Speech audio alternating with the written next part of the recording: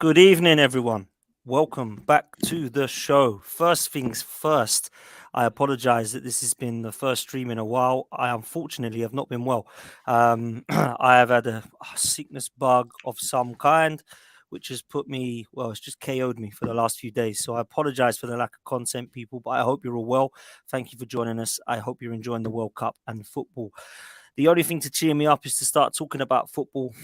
There's a lot of people I like talking football with, but this is one of my favorite people in the footballing world. It is Grizz Khan from Grizz Khan TV. Smash a sub on his channel. His title in the link in the description, in the title of this video. Grizz, how the devil are you, sir?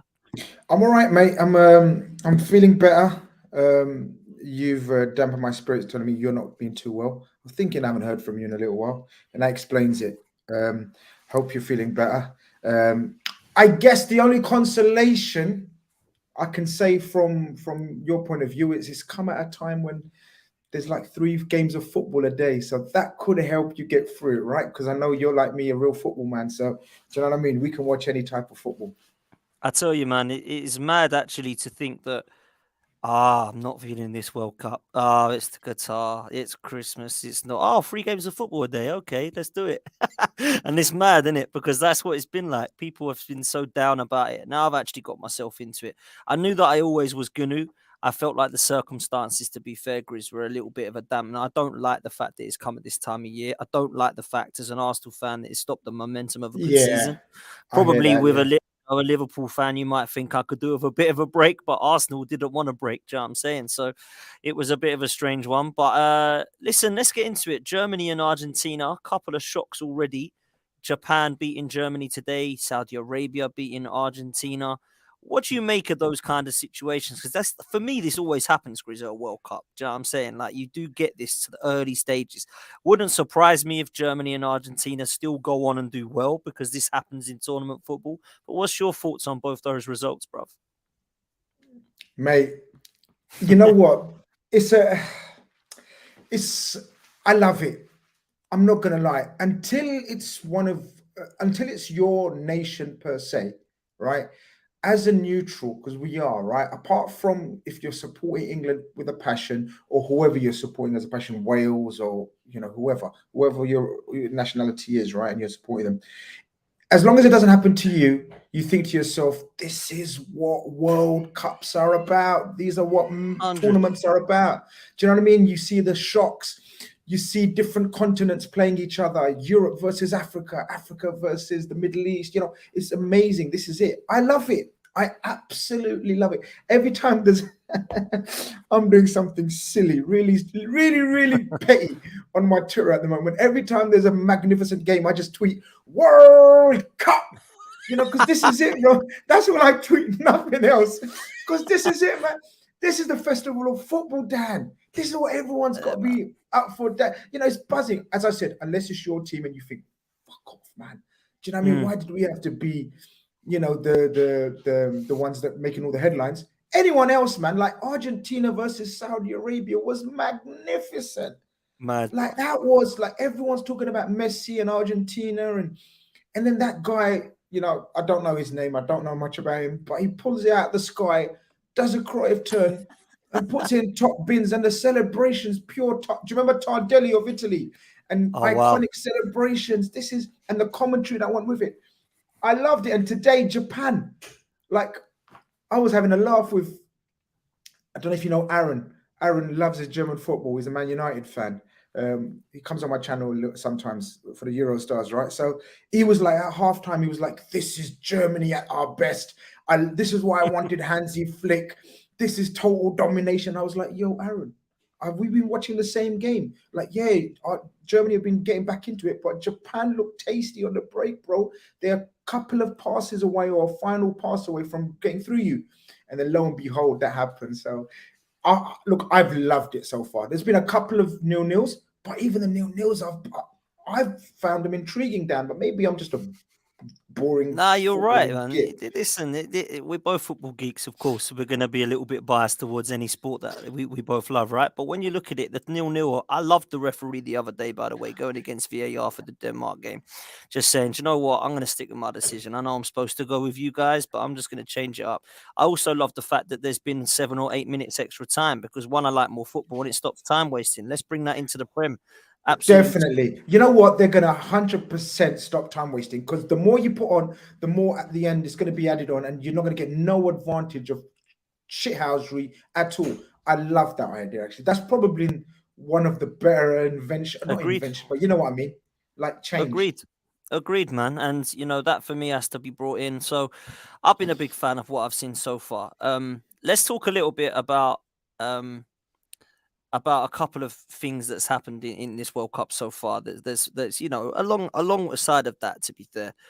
I want to talk about one guy that I believe yesterday just added something else to a CV that is quite remarkable. Now, this is a Mhm. player who has used his attributes to the best of his ability to win pretty much everything in football. As an Arsenal fan, maybe I'm a bit biased, but I thought he was one of the most underrated players we've ever had. I also believe that when we were getting told that he was a lamppost and he was no good and that we needed an upgrade on him, that maybe they were looking in the wrong areas and thought that perhaps we needed to either add somebody alongside him or add somebody to play and compete with him. Of course, I'm talking about Olivier Giroud. Grizz, am I wrong in saying he's one of the most underappreciated players we've seen in a long time? Nah, I tweeted it yesterday saying, or I asked a question, and obviously when you put a question out on social media, you get you get you get the whole variety. Do you know what I mean of answers? From "Are you fucking mad?" or "Totally agree, mate," or you get facts or absolute banter. Do you know what I mean? So yeah, look, I put out the question: is he the best backup striker of all time? And when I mean all time, obviously, everyone can sort of interpret how they want to, but I'm trying to think of and then people said, "Oh, put some respect on his name as well." Well, I said I have because that's quite a title Quite a still of statement. all Yeah. time. That's quite a statement of all time, right? And no one can tell me right now that he's ever been like the main man at any club that he's been at. Like, I don't know. Maybe I don't know, Dan. I'm here to be educated as well. But I go through it, and he's always seen as the valuable member, valuable squad member, Mm. plays an important role, but never number one. I don't know. Am I wrong? I don't know. I'm I think thinking. I think you're right. I mean, Montpellier, you could argue that he was because obviously that's where he started and he was top scorer. But Yeah, then you're right. yeah. He went to Arsenal and it was all about Özil and Sanchez. He went to Chelsea because he was, oh, we don't need you. We've now got Aubameyang and Lacazette. He was playing under players there at Chelsea at the time, with flying and won Champions Leagues with him and Europa Leagues with him. This guy, Grizz, honestly, has won everything. Like, he's obviously won titles over in France. He won FA Cups with Arsenal. Since he's left Arsenal, he's won a World Cup, a Champions League, a Europa League, a Serie A, the top now all-time French striker. He's won a Puskas Award. He's won. This guy's unbelievable CV, and this is why I say, right, when I look at comparing Giroud and Harry Kane, you might want to compare the two as players and think Harry Kane, he's all over him. He's so much better. That's fine. Who would you rather be right now? Have a career like Olivier Giroud or have a career like Harry Kane? I'm sorry, Harry, you're a great player, but I ain't going to remember you because you ain't got nothing to show for your career, bruv, unless you leave. So when I look at what Giroud's done, it is so impressive.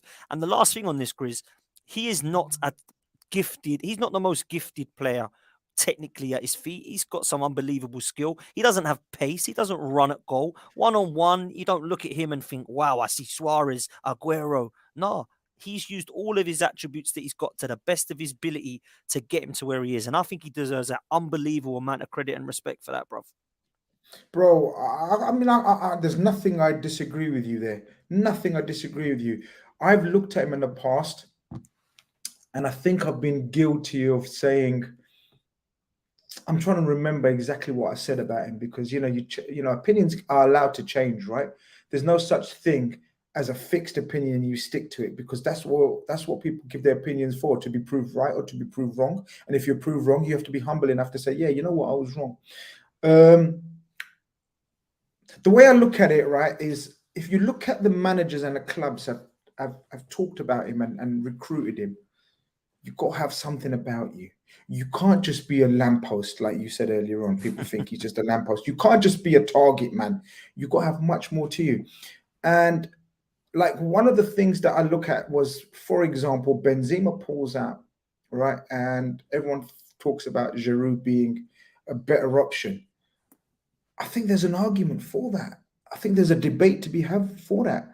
Like the way he linked up play for France yesterday. Now, of course, Benzema's a fucking elite striker, but Giroud brings something different to the party as well. And he doesn't like drifting out into Mbappe's positions like Benzema does. You know, Benzema likes to drift to the left where it gets in the way of Mbappe. Giroud knows his limitations, capabilities, I should say. I won't call them limitations because that's kind of cussing him again. But he knows his capabilities. He knows, bring it, give it to me in the box. And probably alongside Haaland, I'm the hardest man to get it off. Like, I don't know anyone better than giving the ball to their feet, Haaland or Giroud. In fact, I'd say Giroud's ahead of him in that aspect. Like Giroud constantly used to give us a horrid time, whether it was for Chelsea or for Arsenal, as a Liverpool fan. So yeah, man, this guy's, you're right. He's not the most glamorous. He ain't got pace. He ain't got the tricks, but he's what you call knows his trade. He's a tradesman. Yeah, fair play to you. And that striker, that target man, is a trade, and he's probably one of the best in Europe at that. And there's absolutely no one can tell you otherwise. I agree, man. I can't disagree with anything you've said. I think the player was underappreciated and underrated at Arsenal, and I think now he's showing why perhaps it was silly that Arsenal got rid of him so soon, because we kept told the Lacazette and Aubameyang, and it hasn't worked out for us. Giroud is out there absolutely killing it still at the age of 35. I think he is now. It's mad. Let's talk about Sorry. I was saying, imagine him alongside a Jesus, just buzzing away off him. Oh wow! Like Giroud, you know, it'd be fucking amazing, man. I'm telling you, you could, because you don't always have to play three in midfield. Sometimes you could go gung ho. Sometimes at home, you get like now that you guys are good, all right. Now you're gonna come up against teams that are gonna play low blocks against you guys. You're not always gonna have, you're gonna have to try something different. Giroud and Jesus up front with Saka and Martinelli on the flanks will be lethal. Listen, I always believed we still are lacking a different profile striker. And it was funny because whenever people say to me, like who, I always bring him up. I say, like Giroud. Because if you don't start him and you're bringing him on for 20 minutes, or if you do start him alongside Jesus, he's going to be an absolute handful. And he's proving why at the top level of elite sport. Why? Because he's still banging in goals. And to listen, Thierry Henry is one of the greatest players ever, one of the greatest strikers ever, in my opinion. You know, I'm not saying it just as an Arsenal player. I know you appreciated Thierry Henry as well. To even go near his record is unbelievable. To equal it, and let's be honest, he's going to beat it. Wow. I mean, we're talking about a serious talent here, bro. So he deserves all his flowers, to be fair to you. But somebody that is probably looking a little bit disappointed in the last couple of days is, of course, Messi at Argentina. Now, I don't think it's all doom and gloom. I think Argentina will be fine in this competition still. I tipped them to win it, and I was disappointed with their performance. I thought Saudi Arabia were unreal, but Argentina, they didn't turn up, bruv. They just did not. And I'm not going to say Messi was awful. I thought there was a lot of players worse than him, but Argentina as a whole were awful. This competition, I think there's a lot of pressure on Messi. He knows it's one of his last he's going to be in there in terms of a World Cup, Grizz. And he's a player I love. Like, I've always preferred Messi over Ronaldo. Always have. I think it's very close. I don't think you can debate and say one of them is poor or poorer than the other. I think it's a debate you can say both of them are magnificent, and we're lucky and privileged to see them both playing at the same time. But what I will say is that if this was a competition that he was to win, I think it would shut everybody up that says he doesn't do it on the big stage and the world stage, etc. So how important and pressurized is this for Messi, do you think, this competition, mate? Yeah, look, with it being the final massive big tournament and all of that pressure that comes along it, I was so happy for him that he won the Copa America. And this is like the ultimate romantic story, isn't it? If he wins this as well and seals his complete legacy. Like, I don't think he can ruin his legacy anyway, but for the crazy cynics out there, that completely seals his legacy as the all-time great, I guess. But the fact that he's under pressure, Dan, just shows you that the level of this Argentina team isn't quite there. Like, why should there be all the pressure on him? Like, he needs to have better players around him that there shouldn't be. Messi should be like, for example, like he is in this PSG team, along with 4 or 5 other world-class players, and Messi's just the icing on the cake. Because if you're asking your oldest player, the one who's literally carried you for fucking last decade, right? To still, how old is he now? I don't even know. People, 34, I think. 34, 35, and he's been playing since he was 16 or something. Do you know what I mean? Right? At the highest level, right? If you're still looking to him to be your decisive, the one who's got to do everything, you're not doing it proper then, innit? You've got to look at the rest of your infrastructure, the rest of your structure of your team, the rest of your stars. Di Maria's got to stand up. Lautaro Martinez got to stand up. All these guys, Rodrigo de Paul, all these guys that have got big names, they got to do something. It can't always be Messi. But you're right. As a result of that, he is under huge pressure. And you know the way media works. 1 minute's Ronaldo, then he's under pressure. Next minute's Messi's the hero, then he's under pressure. As you said, the defeat would have hurt them bad. But that result in the other game, where it was a draw, keeps them in it. And if, as long as they get another win on the board or a couple of wins, which they're more than capable of doing, they'll get through. And Messi will grow into this tournament. There's no doubt about it. But I'd hate to think that the whole of Argentina is just relying on Messi. Like, you can't be relying on a 34, 35-year-old Messi now.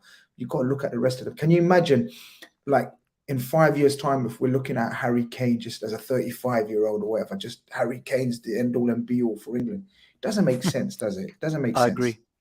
No, you're right, bro. You are right. I just feel personally like this guy has so much disrespect sometimes, and it's mad for me because I don't disrespect Cristiano Ronaldo. I don't really believe for me, he's not wowed me as much as Messi. I think he's wowed me, but he's not wowed me as much as Messi has. And that's why I always put Messi ahead of him. Now, I understand the debate that Ronaldo is better because he's done it in more leagues. He's done it for a longer period of time, blah, blah, blah. I get it, right? I understand it. And the debate is definitely worth having. But for me, I would just like, if England aren't to, I would just like him to win that, go bow out and say, do you know what? You are the GOAT and you've just proved why you are. And I just love everything about a talented boy like him. I think he's just, I'm never going to see a player like him again, in my opinion. I don't think I will. So that's why I'd like to see it end for him. But let me ask you this, Grizz. I did a sweepstake at work, and it was a flip of a coin for me when someone asked me who would win it. I said it would be Brazil or Argentina. I felt like Brazil's squad was ridiculously good. I felt like Argentina, 36 games unbeaten. Straight away, bang, they lose, which proves the tournament football is completely different. I always felt that England have got a good chance of getting to the semis because of the luck of their draw, but also because of their squad. And France, likewise, because of the team that they've got, although they've got a few injuries. But the one team that I picked out in my sweepstake was Spain. And I thought, I'm okay with that. I like Luis Enrique as a manager. They've got an attractive style of football. They've got good players. But I always look at them and I think, you're missing something. You're just missing that little finesse. You're missing that spark for me. And then I went and see him spank Costa Rica 7-0 tonight. So what's your thoughts on your favourites for this tournament? I've changed my mind about 3 times, Dan. Have you? Honesty is Yeah, the best likewise. policy, innit? I'm going to be honest, right? I've changed my mind 3 times, Dan. I can't think of one clear favourite. We're obviously yet to see Brazil, right? And as you said, on paper, for me, Brazil are the favourites, right? Argentina's record was there for all to see, and their team unity and their team bond and everything, that made them one of the favourites, but their performance wasn't very inspirational. England, for me, I don't know if you count them. Do they count as a dark horse? But England were very impressive. But like the Argies, England's defence doesn't inspire me. Just like Otamendi being in any defence doesn't inspire me, Harry Maguire in any defence doesn't inspire me. I don't care if he had a good game against, who was it? Iran they had. Yeah. I don't care if he had a good game against Iran. He doesn't inspire me. Otamendi doesn't inspire me. Brazil have got that defensive solidity in Militao, Marquinhos, Silva. That is a solid 3 at the back there. So they would be my favourites. Can you rule out Uruguay completely? No. No, I think there's a lot of experience. And with Valverde, possibly one of the best box to box midfielders in world football right now. Bentancur playing out of his skin for Spurs. You know, you've got there was someone else, Cavani, Suarez, Nunes, still plying their trade, and the exuberance of Nunes, and then you've got the wily old foxes of Jimenez and Godin at the back. You can't say, you can't write them off. I wouldn't put them in the top 2, 3 category, but they're like with England, and along with your selection, Spain, I'd say difficult to call down on their day. As we've seen, all it takes is a spark from a special player. Your Gavis, your Pedris. Like today, look, I'm not, people that are getting hyped up about today, I wouldn't. I tweeted Costa del Sol is better than Costa Rica. I'm telling you, Costa Rica is a shambolic. No, they're a No, you're shambles of right. a You're team. right. It's just the way I you said it said at the it. You're start. right. So I can't even say, people can't even say, oh, hindsight. I said it at the start. I said they're the worst team in the competition. I'll tell you that for a fact. And they were like, no, they got Joel Campbell that used to play. Get out of here, man. We all Yeah, know about Joel him. Campbell. Yeah, do you know what I mean? Get out of here, man. Costa Rica's awful team. So look, Spain does look good. I'm intrigued how Enrique does that. A lot of people that I value their opinion about football have told me that this guy is the dog's bollocks when it comes to the new age coaches. I haven't studied or analyzed him enough to give you a definitive opinion, but I think this tournament is the one that he needs to stand up then. Because everyone tells me he won everything at Barca, but come on, me and you, like on the trench lines there, we could have done a decent job at Barcelona with that team. He didn't do nothing at Roma. He didn't do nothing at there was another team he went to. And Spain, he's gradually built them up. They lost to Italy in the last tournament, and we know Italy aren't great because they haven't qualified for this They're not tournament. even here. Yeah. They're not even here. So look, all eyes on Enrique for me. All eyes on Enrique. They looked impressive. The teamwork, the passing, the Rodri playing at the back was interesting. So, you know, Rodri and Laporte at the back. So, yeah, I'm unconvinced. Like, I don't think Spain are in the top 2, 3, but I put them with Uruguay and England just below Brazil, France. I think France look good because if he inadvertently he had to pick Giroud and Konate at the back, and you know what I think of Konate, he's an absolute You know what I beast. think of Konyate as well. Yeah, Konyate and Saliba, that's going to be a hell of a partnership for years to come at France. I'll for tell you that. years. Wow, wow, wow, wow. Let's touch on England, bruv, because I want to talk about a player that you and I absolutely love for different reasons, I believe. Saka. I thought he was on fire, mate. Absolutely on fire. Actually, but you know what? Before we do that, who are you rooting for, by the way? Who are you supporting in this World Cup? Like, are you all going? Are you got a couple of teams? Like, what do you do in World Cups? Like, how's it go for you? So I've always been I've been the old romantic Brazilian football, like just growing Yeah, up of course. Brazil, you Everyone know, is. R9, Romario. I was Romario. Romario is one of my first loves of football. Like he was my first hero in football kind of things. And then R9 just took it to another level. Right. So yeah. But look, I'm back in England. I want to say I'm a supporter, but I'm back in England. I thought England looked good and I enjoyed watching them. Wow. Like, what more do we want? Like, we've cried out for England to be entertaining, like unleash these fantastic talents of Saka, Bellingham, Mount, Sterling, Kane, all of these guys, Foden, like unleash them. And he kind of did, mate. He kind of did. I know it was only a run, but I'm back in England. Support.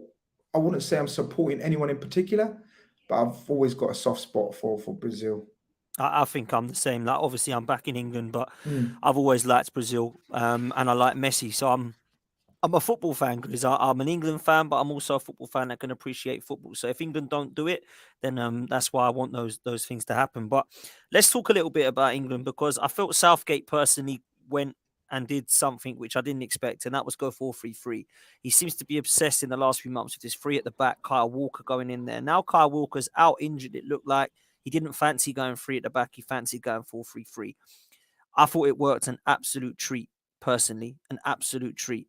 I felt that when you looked at the back line, the back four that he's gone with, I think that everybody was questioning whether Harry Maguire, whether John Stones and him could form a partnership, whether Luke Shaw deserved to be in that side. What was he going to do at right back? Was Ben White going to be given a chance there? Was Trent coming in? I thought it was a good team selection. I've got to be honest. I didn't look at it and go, wow, massive shocks. But one of the things that really impressed me was the performances of the team as a whole, but more important, individually, of Saka and Bellingham. I thought those two were on absolute fire. Now, I'm a huge fan of Bellingham, and I'm a huge fan of Saka, as you know. Just so that you know, your Wi-Fi is fine now, mate. But we did lose you for a second.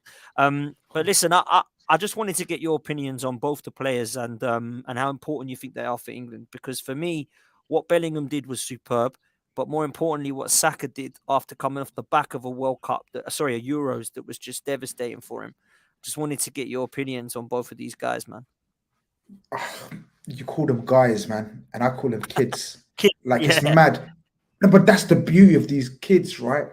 The way they come across, the way they speak, the way they're humble, the way they got their heads screwed on is a testimony to them, man. You couldn't be more happier for a kid than Bukayo Saka after his performance, and especially, like you said, after the last tournament and the fucking mindless jobs that gave him abuse and whatnot, right? After all he went through. Couldn't be more happy for him. You can tell he's a kid that just wants to play football. And he's bloody good at it. I thought Saka was fantastic, mate. Not only the goals, but in terms of even in the first 15 minutes, I was like, yo, Saka's the only one that they're trying to get the ball out to, because Sterling wasn't playing wide left. It was all coming down this right side. And Saka's, like, they were playing passes into him. And what I've noticed about Saka is he's getting stronger and stronger and stronger at being able to hold off fullbacks or players that are bigger than him. Because he's not the biggest, but he's showing strength. He's showing beautiful touch. I'm loving his touch. It reminds me of a Mahrez touch. You know, Riyad Mahrez from Man City. Yeah.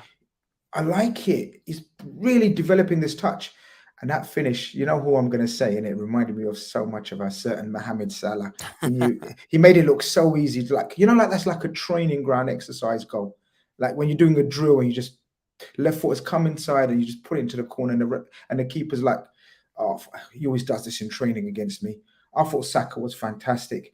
I'd done a show on my channel. I was trying to work out who's man of the match, and it was like a toss of a coin between him and the other kid, Jude Bellingham. I gave it to Jude just because of the domination from midfield, box to box. I did as well. He showed everything. Like, that was, if ever you want to see a combination of pace, power, technique, that was it. And then you fucking look at his age and you say, you what? 19? You having a laugh? No, mate, he's 19. The world's an oyster for both of them. And the fact that they both got their heads screwed on, they look like they're good kids. Do you know what I mean? They will go on to have, hopefully, as I said, great careers ahead of them. Yeah, listen, this is why I love getting you on and talking football with you, man, because you mentioned names that I do in the bracket of Saka. In terms of his similarities and his attributes, you mentioned Mahrez, Salah. The other one I mentioned is Arjen Robben. I think Glenn Johnson, I think it was the other day, said that he reminds him so much of him when he cuts inside now and he has that left foot on the right-hand side. And there's only certain players that can do that. And one player that I actually thought got a hell of a lot of criticism at the Arsenal, and probably justifiably so for a few, but did always deliver, was Pepe. And his goals were always there, his numbers were always there, but he could never do that, what Saka does. On that right-hand side, he was very one-footed, but it was so predictable. With Saka, it's just not quite the same. Same as Salah, same as Mahrez, same as Robben. You know where they're going to go, but they always do it, and they always get away with it, and they always look dangerous with it. So for me, it's really, really great to see. But I wanted to ask you about Bellingham, because my mum, bless, is in the chat, and she's put about, let's get Bellingham. Like, she loves him, thinks he's a great player. But is that your mum? Okay. That is hello, my mum. Yeah, that is. Big up, mum. She's a big fan of Bellingham, and but I can see him likely to go somewhere. Likely, in my opinion, to go to Liverpool over Arsenal. What's your thoughts on that statement, Grizz? Mate, there's not a club in world football that's not going to want him this summer. Definitely he's leaving. So anyone that tries to tell you now he might see out Dortmund, Look, I know a couple of people that I trust, that know his family Okay. quite well. And I've been on the Bellingham to Liverpool for over about a year now, and I get loads of stick for it, but I heard very very early on that that's the club of his choice. Now, whether we can pull up the money is always the factor with Liverpool. Always the thing with Liverpool. If we can pull up the money, I believe if we can agree a fee with Dortmund, it's the case is closed in terms of what Jude wants, and definitely what his dad wants. Like, his dad's a massive Liverpool fan, and Okay. he's trying his best to get him to us. We know Jude's heroes are Steven Gerrard. Like, he talks about him in every chance he gets. But I believe Man City. Obviously, I don't think Madrid. I think it's Man City or us, and you can understand why he'd want to go Man City as well. Dan, let's be real. You got a chance to play under the best coach, and for me, one of the best coaches of all time. You get to play regularly, probably because of Gundogan's retirement. Maybe Silva's leaving, not retired, but maybe Gundogan and Silva are Hmm. leaving. Chance to play with KDB and Haaland, who knows as well from obviously his Dortmund days. I genuinely believe it's out of us two. Me and Steve got like a little friendly sportsman's bet. Um, that he thinks is a done deal to City. I don't think it's a done deal to Liverpool, but I think from what I'm hearing of people that I usually trust and I bang on the money, um, he's going to come to Liverpool as long as we can stump up the money and obviously finish in the top four. Because the season we're having, Dan, I don't know, man. I haven't got that much chest at the moment. But all things being said, if we can agree the fee, his choice will be Liverpool. If we can't match the fee and what these guys are going to offer, then I'm afraid, yeah, look, he's going to have to do what he's going to have to do. And Man City are a great team to play for. So I genuinely think he wants to come to the Premier League, from what I've been told, in terms of what his family are thinking, what he's thinking. He thinks it's time to come back to the Premier League. And then it's forget your Arsenal's, Man United. With all due respect to all of you lot, Chelsea, it's Man City or Liverpool, and you can understand why. The caliber of player is he's going to want to go to a team like under Klopp or Pep Guardiola right now, and especially with our players like Jordan Henderson, James Milner retiring, all these players that are going to be leaving, Oxlade-Chamberlain, Naby Keita. There's so much space for him to make that place his own, and I think that appeals to him. Listen, I think you're talking facts, and I personally don't. We've put our name in the hat. Now he's not going to come to us for the pure fact that we're not going to put up that much money. We've got the money, from what I believe, but I feel personally like it's going to take anything from 80 to 100 to get this guy over the line because of English tax, his age, what etc. But let me ask you this, Grizz. Arsenal, City, Liverpool, throw other names in there if you want. Newcastle, Chelsea, United. Where's the best move for Jude Bellingham? We all want him. All of us do. Where do you think is the best move for Jude Bellingham? Because I'm looking at Arsenal's project at the moment, young players, English players. He might look at that at the World Cup with Saka, Ben White, Ramsdale, Smith Rowe, and think, well, okay. Manchester City obviously is going to be appealing because of Pep Guardiola signing a new long-term deal. They're going to get players in, the money's there. Liverpool, you mentioned, Klopp, the new projects that I think you're going to now need to do, which is start implementing some new players. You've got your kind of 11, but some of those are dropping out now. You need to add to that. Midfield is a massive area for you, in my opinion, that needs improving, and he would do that. But what's the best move for him? Because he fits in every team, bruv. I can't, and me, I'm not overly biased No. football fan. I try to keep it as real as I can unless I'm on a big six, and then it's all fucking hell breaks loose in it. Do you know what I mean? You got to stand up for your fucking rights, otherwise they kill you on there. But look, I genuinely think it's Liverpool, Dan. I genuinely think it's Liverpool. Klopp signed a new deal. He's there for another 4 years. Pep's only got another 2-year deals, and from what Steve was telling me, that's his final. Like, he's not promised him, but he's told him he's not going to extend that further. So that's Pep only there for another 2 years. 1 year of fitting in, and then Pep's gone in the next year, right? Does he want that? The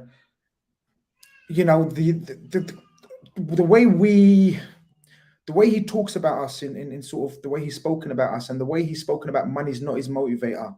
We're not going to be able to match the wages of a United or a Chelsea or a City.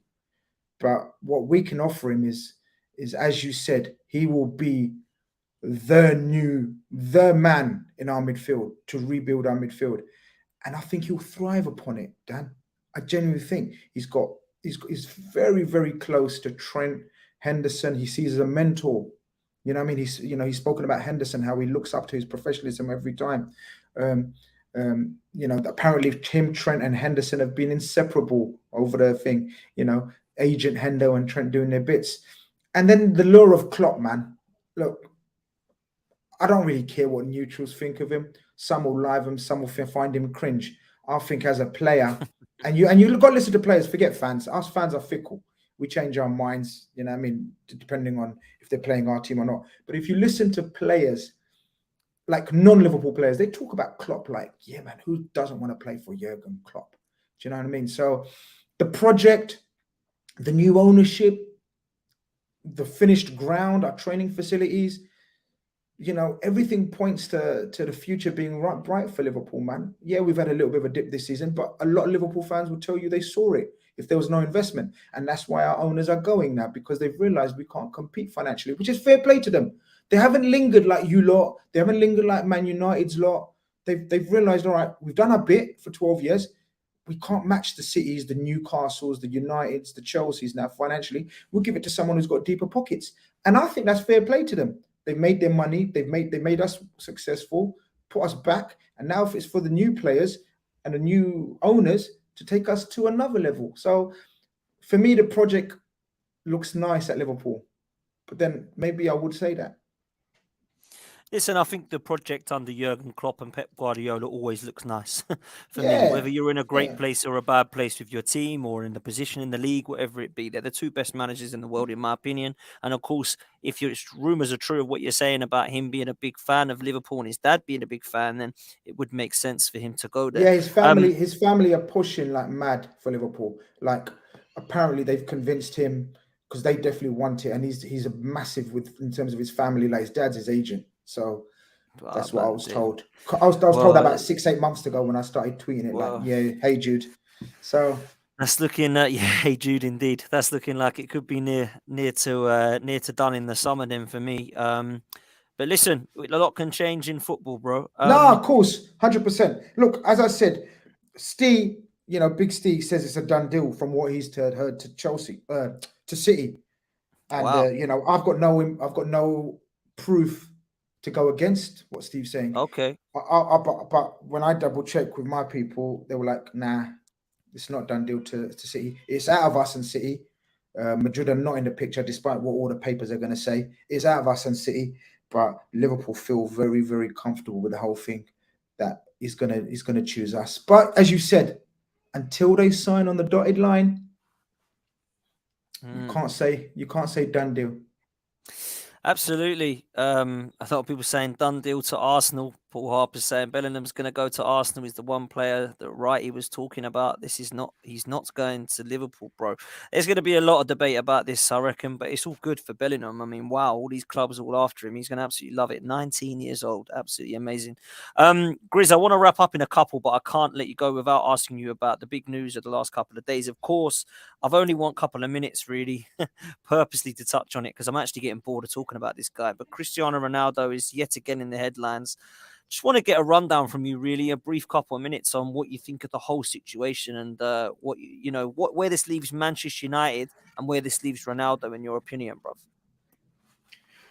It was always the wrong move for both parties, and you can look smug after it's happened, and hindsight and all that. People can throw that. You say, "Oh, you didn't say at the time." Well, I did. And people can say, yeah, at the time I was told I'm salty, I'm bitter, I don't want Ronaldo coming back. I said this is a disastrous move. Man United had to go in a different direction, which they're now doing, actually, right? I agree, under Ten Hag, yeah. You can see a new young progressive coach, a young progressive team. He's brought energy, he's brought passion to the team. He's everything, and and did you notice the 2-3 words that I kept saying at the end of every sentence? Team. Mm-hmm. Everything was a team. Everything's geared towards a team, minus one fucking superstar. He's all about himself. I kept having laughs and jokes with Man United fans and saying, he doesn't care about you lot. Stop this. He's never okay. He may have had an affection for you guys at the start because you gave him his first, taste of big football. I get that. But come on, these guys are their own institutions. They got their own ideas in their head about who they are. Yeah, they are. They don't care about the legacy of Man United. They care about the legacy of Ronaldo. Do you know what I mean? It's not like Messi and Barcelona. That's what you call caring and loving for a club. The guy was in tears every time he forced to leave because of financial reasons. Not Ronaldo, man. Come on. Ronaldo would have gone Man City. Fucking, I mean, they actually went for him. Do you know what I mean? It was it was a disaster waiting for it to happen. The way it's panned out is awful, embarrassing for the coach. The way he slagged off people. I get he's made some valid points, 100%. And internally, we all know it's true. Some of the shit that he said about that club, we've been saying it like they're so fucking, their stadium's falling apart. Do you know what I mean? Same barbecue sauce in the fridge since 2016. Do you know what I mean? They haven't done anything about all those kind of things. Do you know what I mean? So much scale on their kettles. In the kitchen. So, like from that aspect, right, he's spot on. But once you start talking about the coach and the players, and I didn't know who this was, and I didn't know what that was, and yeah, you're out of order. If you want to go, go. Why didn't you go in the summer? Why are you making such a big hoo and fuss? And then obviously all the little things that go around it, training, not wanting to come on, showing attitude when he's taken off, all of that business. It's a sour taste. But good luck to them if they think that's how their legend should behave. Fair play to them, man. But for me, that's not no legend of a club, mate. He's a great player, as you said. A fantastic world-class players. But yeah, legend, yeah, you got to have class about you to be a legend. In my humble opinion, it's not all about ability to be a legend. In my opinion, legend means you have to have a certain level of class about you as well. I don't think Ronaldo's got that. Well, listen, there's not much I can add, really, bro. I think what it did show, though, this move in total, when you go back to that, is that they were desperate, is number one, and they had no plan, was number two. Nah. And I feel when you look at what Manchester United needed, it wasn't that. Now, they thought they needed that because they look at him and think that he's going to score them goals. And to be fair to them, yeah, they did, but they needed more than that. I honestly was surprised with this move. I was surprised with this move from Ronaldo's point of view. I honestly did not believe Ronaldo was that stupid or that arrogant to believe that he could waltz himself into Manchester United and win them the title because they did not have a good enough side. Yeah, they had Varane, they had Jadon Sancho they just bought in, but even then they had a midfield of McTominay and Fred. They had Harry Maguire and Lindelof at the back at the time. If you're telling me that's a good enough side to win the title, you're buzzing. And Ronaldo is not that stupid, or is he? He went there maybe arrogantly to think that, yeah, I don't care who's playing around me. I'll still win him the title. And he hasn't got a chance of doing so. He's not the same Ronaldo. He needs the other players around him. I still believe he can do a job in the Premier League. 100%. He's proved that. But it ain't going to be about playing in a team. So what happens to him now, I don't know. There's rumours of Chelsea and Todd Bowley wanting him. There's rumours of him going elsewhere and going and playing Champions League. It doesn't really matter for me. But I think personally, it's probably one of the best things that could have happened to Manchester United fan base because they've looked like with him coming out, they've cleared the bad egg out. They've also got the Glazers up for sale, it seems now, and they might be able to get some of their football club if that back if that happens. Now I hope it doesn't because obviously can't stand the club, and I know you're not a huge fan of them either. But when I look at what that means for Manchester United as a football fan, they must be happy. They've got a good manager in there now, Ten Hag, who's shown bottle and shown balls. And I think he's also got a nice style of play. He's brought in a couple of players which look finally to be taking Manchester United forward. Martinez, Ericsson, Casemiro, Anthony, they all look to be taking Manchester United in the right direction. And he's actually got the best out of some of the younger players and some of the English players as well. Obviously, Rashford, he's brought through the young Argentinian lad, Garnacho, and obviously Elanga, so he's come through. So I think now Ten Hag's starting to look at what we're seeing in Ten Hag as maybe you can move Manchester United forward. So who knows? I can't let you go, Grizz, without asking and touching quickly on Liverpool and your season. I know we've done World Cup, but I think it's important. And I know we want to wrap up now, go watch this game at 7. So I want to ask you this question. Liverpool, be serious with me. And I know that you're Because somebody said to me, "Oh, I want you to pick a bone with Grizz for a couple of things." I was like, "Right, go on." It's like Grizz don't normally do this. And there's a couple of my mates. They said like, "It's Grizz Teta, right? He loves Arteta," and they laughed. Mm-hmm. He's not loved Arteta as much this season now that we're winning. I said, okay, like maybe that's true. I've not heard this. This hasn't come from me, Mm-hmm. Grizz. And I Mm-hmm. tell you if this, I know you well enough, and I tell you. Is that because you're worried now that Liverpool aren't in the position you want them to be and that Arsenal are looking like they're flying? Or is that just not the case and you are happy that Arteta's doing well at Arsenal? I wanted to ask you that as well, but obviously we'll touch on Liverpool also. So, yeah, over to you, bro, On the to answer that record, back. on the record, whoever's asked you that, say what makes you say that. Because I tell you what it is, innit? I told you, them hawks over at Big Six, they ask me a different type of question, right? This was the question that was put to me. And this is what it's all based off. People, my answer have got based. Everyone's gone mad that, oh my God, how can you say that after praising Arteta? I think Arteta was and is the right man for Arsenal in the project he had to do and is shown to be proved to be correct. Everything he's done so far, it's been an upward curve in the last 2-3 seasons. No one, no one, even the most ardent haters of Arteta can deny that. So yes, he's taking you to where you are now, which is, believe it or not, fighting for a title. You're not favourites, but you're fighting. You're fucking 14 games in. It's not a joke. The question they asked me was a sly one, Dan. They said, would you take Arteta at Liverpool right now? Yeah. And I said, well, why is my Siri started talking to me? Can you hear that? No. Oh, my Siri started talking to me. I don't know what's happened there. She goes, okay, I've got that. Would you take Arteta at Liverpool? He asked me. That's fucking hilarious. Unbelievable. I don't know what happened there, man. Fucking hell. Siri's onto me as well. I've heard about it, mate. They're getting You know what I involved. mean? So they said, would you take Arteta at Liverpool? And I said, no. And they were like, oh my God, after all that bigging up. I said, yeah, because we're at a different level. Jurgen Klopp is a proven manager who's done it all at the highest level. Arteta hasn't. Arteta's on his way to that level. I'd like someone proven to take over Klopp right now. It's not Liverpool's not a project. Liverpool is competing with Pep Guardiola for the highest honors.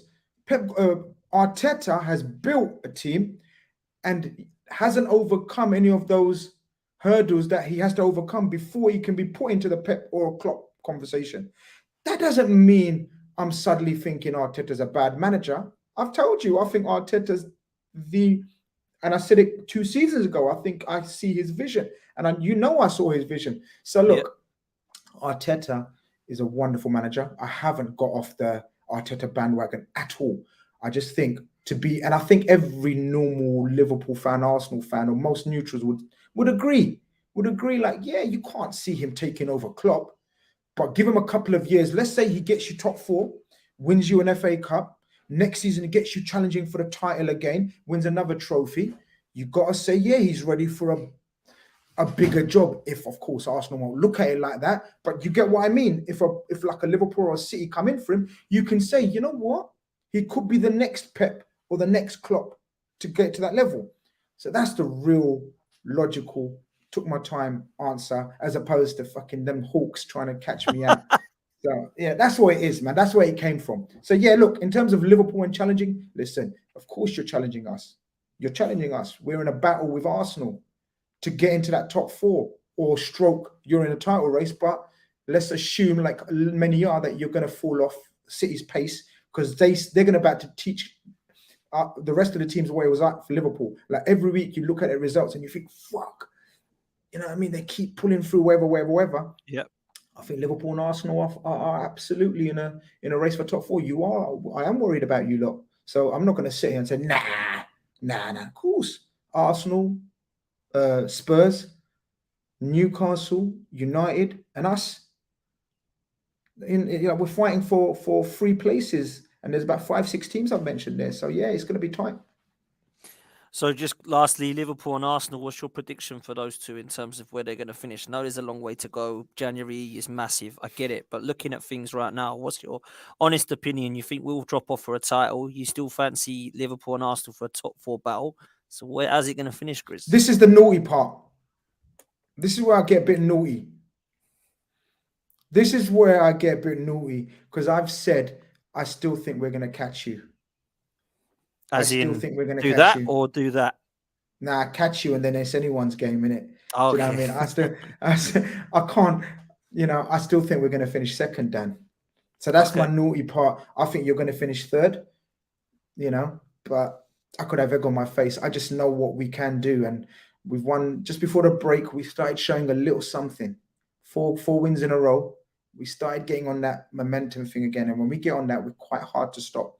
All these World Cup lads will have the World Cup out of their system and focus on the league. A lot of the teams, including you lot, got a lot of players playing at the World Cup. We haven't. We've got a little bit lucky in that aspect. So, yeah, let's see. It's going to be an exciting end to the season, mate. That's my naughty part where I think we're going to finish above you lot. Listen, you got to go with what you feel, bro. And that's it. Yeah, man. If your midfield is as bad as I think it has been and it continues to be, then I disagree with you. I think we'll finish above you. I agree with you. But January could change that, man. January could change that. You need to do something, mate. And well, so do Arsenal. But Liverpool, I'm talking like Liverpool now. You need to do something. A certain Casado from Brighton will change all of that. What's a player? That's all I'm saying. I like that guy. Casado and Bellingham. Imagine that, Grizz. Imagine that. It would be a different Liverpool, I'll tell you that now. Yeah, that's what you need, man. A little bit of a tweak. I don't think you need a complete revamp like people are saying. I think you need a little bit of a couple of tweaks, and I think you'll be there. I also believe Darwin Núñez has proved me right and the critics wrong. I think he's scoring goals. I think he's a nuisance, and I think he's finding his feet. Everyone said he's a flop. He's going to be awful. I don't think he's been awful. Okay, he looks awful in parts of the games, but he's not been an awful signing so far. Salah will find his feet and he'll score because he's class. Diaz will be coming back soon and he'll do well. It's all about your midfield, mate. Defensively, I don't even think it's that bad. I think that Trent and Van Dijk all have about definitely struggled. It's all about midfield, bro. Fabinho looks like yep. our great granddad. So you need to go and get him either replaced or get him competing, and then you need to go and sort somebody out in your midfield. And I think with Thiago and those two midfielders you bring in, I think you could be a different Liverpool, or the old Liverpool, let's say again. So it's going to be interesting, my guy. Listen, Grizz, you're always a pleasure talking to you, my friend. And but let's allow you to plug your stuff, man, because you are busy on GrizzCon TV. So what you got coming up, man? No, man, it's always a pleasure, man. You know what I mean? It's just unfortunate we're so busy, both of us, and we don't get a chance to speak more often. But otherwise, we could speak all day, and every day. But yeah, man, thank you very much for having me on. Just people, if you're interested in a bit of Liverpool and all clubs, I'm pretty much like yourself. I love talking football. It's not specifically Liverpool. So yeah, head over to GrizzCon TV. Just type in GrizzCon TV and it will come up. Really, really appreciate a follow, a subscribe, or whatever you call it. Yeah, it's all good, man. Appreciate that. Thank you. Nice one, man. Make sure you go over to GrizzCon TV, people. It's literally in the title of this video. All you got to do is click it, hit subscribe, done. Free. Get Grizzy to subscribe and make sure you do the same on my channel. Like and subscribe, people, on the road to 7K. So thank you so much for that. Make sure that you do that, and we will see you next time, people. Take care.